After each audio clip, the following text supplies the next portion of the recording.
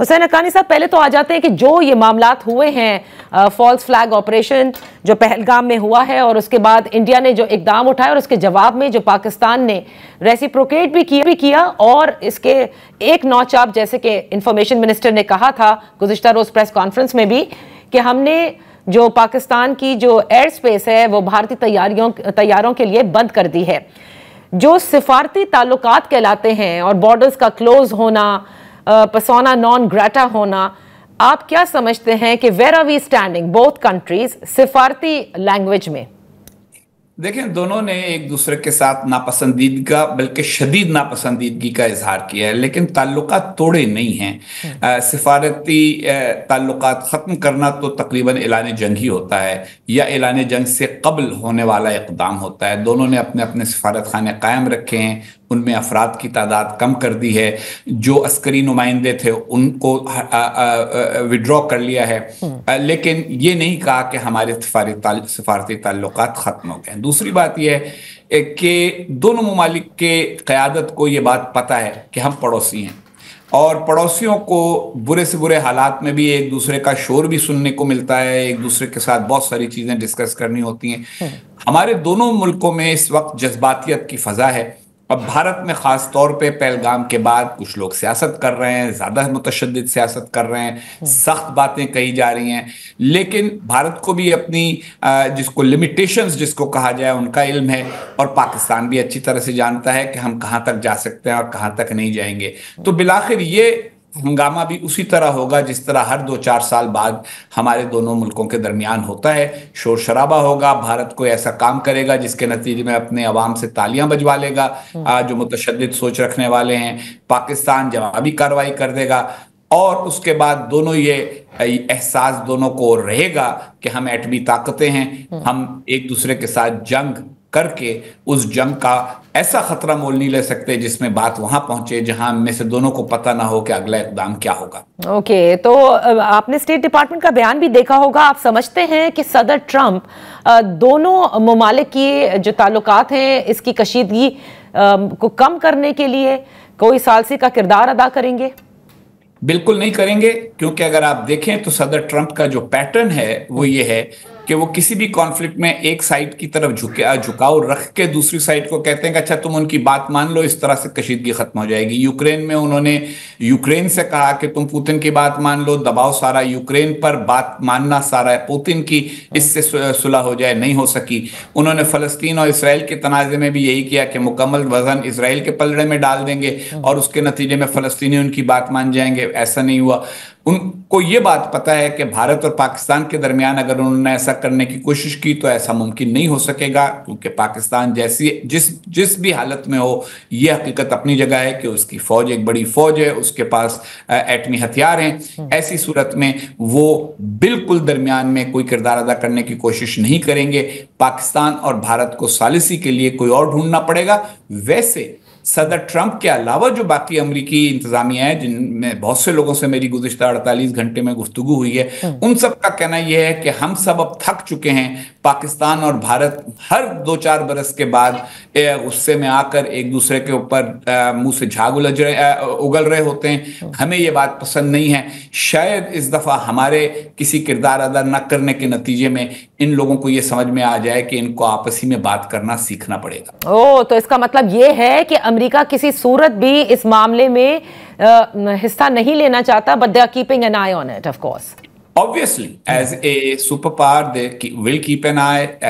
All major powers of the world are keeping an eye. Even medium powers are keeping an eye. Nobody wants a conflict in the subcontinent. Nobody wants a conflict between two countries that are armed the way the two of us are. And at the same time, you must remember, all countries have large Indian diasporas, large Pakistani diasporas. People really want India and Pakistan to finally figure out what the heck is wrong with our relationship. Why can't we get along?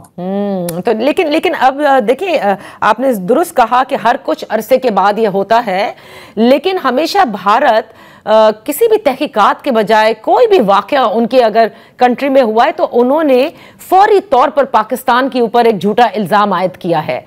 Pakistan نے کئی مرتبہ اس کا ذکر بھی کیا, اور حالیہ جو دہشت گردی بلوچستان میں خصوصاً ہوئی اس میں بھی را کے ملوث ہونے کا ذکر ہوا.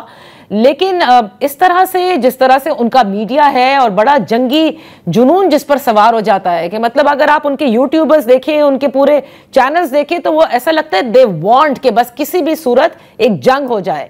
میں یہ آپ سے جاننا چاہتی ہوں کہ کیا کبھی پوری دنیا یہ دیکھ رہی ہوتی ہے کہ بغیر تحقیقات کے آپ کس طرح سے پاکستان پر الزام عائد کرتے ہیں, اور کیونکہ وہ پہل کرتے ہیں تو پیچھے بھی پھر ان کو ہی ہٹنا پڑے گا اس بار؟ دیکھیے, جب ممبئی کا واقعہ ہوا تو اس میں یقیناً ایسے افراد ملوث تھے جن کا تعلق پاکستان سے تھا, اور پاکستان نے تعاون کیا تھا بھارت کے ساتھ تحقیقات میں, اور اگر آپ کو یاد ہو تو اس کے بعد معاملات کافی بہتر ہو گئے تھے. مسئلہ یہ ہے کہ اس بار انہوں نے 2-4 گھنٹے بھی انتظار نہیں کیا اور سیدھا پاکستان پر الزام لگانا شروع کر دیا. ایک تاریخی تناظر تو اپنی جگہ ہے, یہ بات اپنی جگہ ہے کہ پاکستان میں ایسے گروہ رہے ہیں جیش محمد, لشکر طیبہ, جن پر پاکستان نے کئی دفعہ پابندی لگائی. پابندی لگانے کے باوجود ان کی سرگرمیاں جاری رہیں, جو پاکستان میں کریڈٹ لیتے تھے کہ ہم نے بھارت میں یہ کیا ہے, ہم نے مقبوضہ کشمیر میں یہ کیا ہے. تو وہ ایک تاریخی حقیقت ہے. لیکن اگر کوئی نیا واقعہ ہو تو ہمیشہ صبر کر کے اس کے اندر اس کے حقائق کو معلوم کرنا ضروری ہوتا ہے. اور اگر آپ کا یہ خیال ہے کہ آپ کے پڑوس میں کسی ملک کی جانب سے اس کے اندر کوئی, یا اس کے اندر موجود کسی فرد کی اس میں کوئی ہاتھ موجود ہے, تو آپ کو اس سے کہنا, پہلا مطالبہ آپ کو یہ کرنا چاہیے کہ آپ ہمارے ساتھ مل کے تحقیق کریں اور معلوم کریں کہ کون ہے. اور میرا خیال ہے پاکستان کو اس پر اصولی طور پر کوئی اعتراض نہ ہونا چاہیے تھا, نہ ہوگا.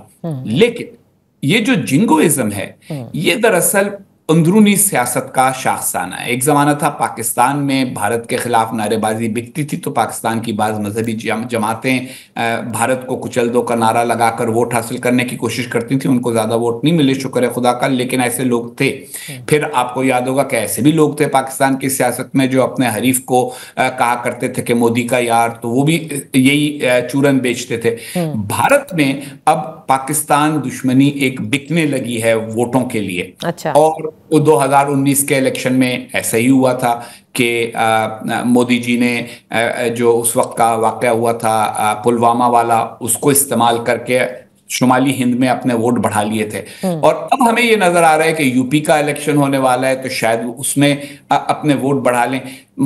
تو تاریخی تناظر اپنی جگہ اور جو زمین پہ ہو رہا ہے وہ اپنی جگہ. آخری بات میں یہ کہوں گا کہ جو سوشل میڈیا ہے, یوٹیوبرز ہیں یا ٹی وی کے اینکرز بھی ہیں, اور میری مراد آپ نہیں لیکن دوسرے لوگ ہیں, ان کے لیے بڑا آسان ہوتا ہے. وہ بیٹھ کے تو اپنے کیمرے کے سامنے جو چاہیں کر دیں. وہ تو ان کے لیے تو پھلجڑی چھوڑنے سے زیادہ ایٹم بم چلا دینا آسان ہوتا ہے. پانی روک دینا, کسی نے ایسے بات کی جیسے دریائے سندھ کا پانی جو ہے وہ ایک نلکا ہے کہ ہم نلکا بند کر دیں گے.